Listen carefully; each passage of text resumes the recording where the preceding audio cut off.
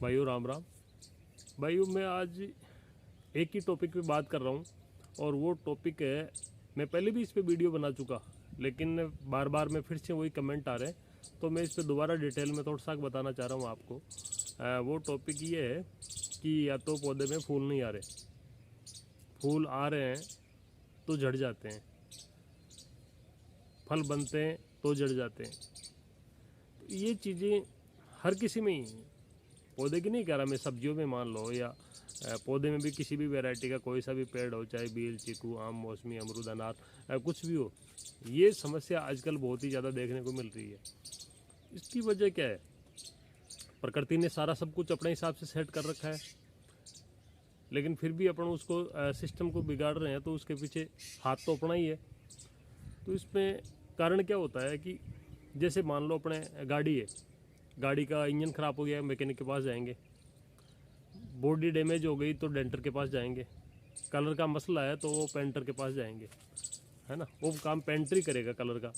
अपने शरीर में है, अगर आँख में प्रॉब्लम है तो आँख का डॉक्टर ठीक करेगा, हड्डी में है तो हड्डी का करेगा, हार्ट में है तो हार्ट का करेगा। तो सबका ये अलग अलग सिस्टम बना हुआ है। तो प्रकृति ने पौधे है तो पौधों में भी वो सिस्टम बना रखा है। तो अब आप ये सोच रहे होंगे कि अगर फूलों में प्रॉब्लम आती है, ये आती है, तो इसमें अपन क्या कर सकते हैं? भाई हाथ में तो अपने में ही है ना।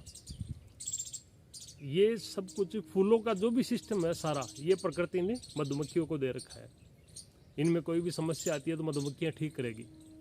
आपके अगर उत्पादन में प्रॉब्लम आ रही है तो ये मधुमक्खियों की प्रॉब्लम है, उनका काम है।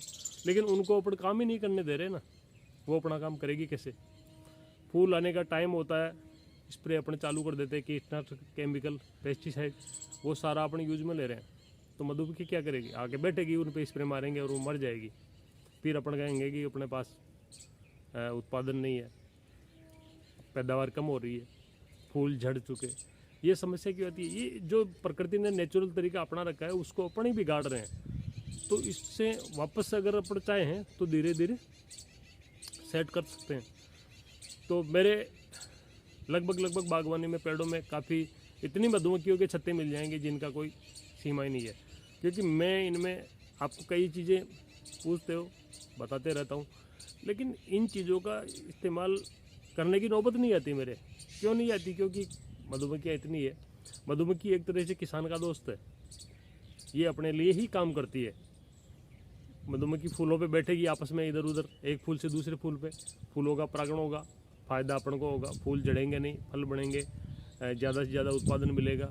यही चीज़ सब्जियों में है या किसी भी चीज़ में आप ये उठा के देख लो, तो ये कुल मिला के फ़ायदा अपना ही है। लेकिन अपन वो फ़ायदा ले नहीं रहे ना, क्योंकि अपन तो उन पे हर 5 दिन पे, 10 दिन पे स्प्रे मारना शुरू कर देते हैं पेड़ पे।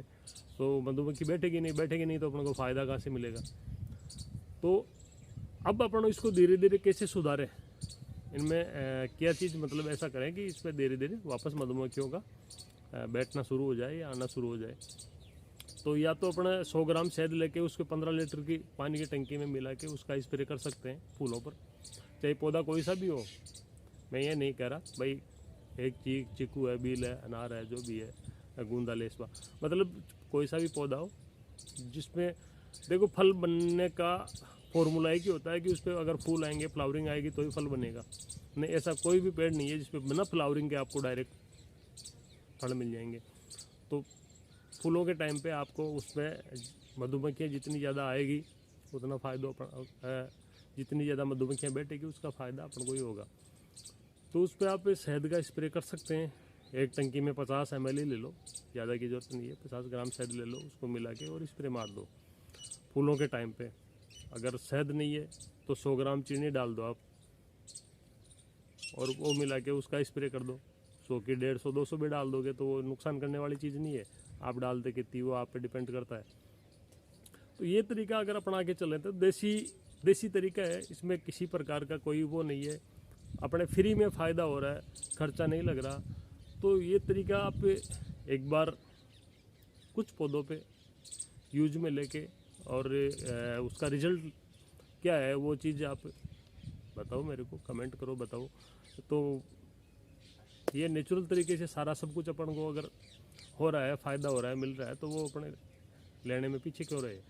तो जो मेरे अभी पेड़ों में जो फ्लावरिंग है उस पर कितनी मधुमक्खियाँ बैठ रही है, क्या है वो चीज़ भी मैं आपको दिखा रहा हूँ। तो ये देखो मेरे जो मैं आपको गूंदे के पेड़ दिखा रहा हूँ लसोड़ा, इनमें अभी फ्लावरिंग चालू है, ये जो आपको दिख रही है। और इसमें सबसे ज़्यादा बेनिफिट ये देखो आपको दिख रही होगी, बहुत भयंकर तरीके से इनमें जो मधुमक्खियाँ हैं वो लगी हुई है। मैं आपको थोड़ा जूम करके दिखा रहा हूँ।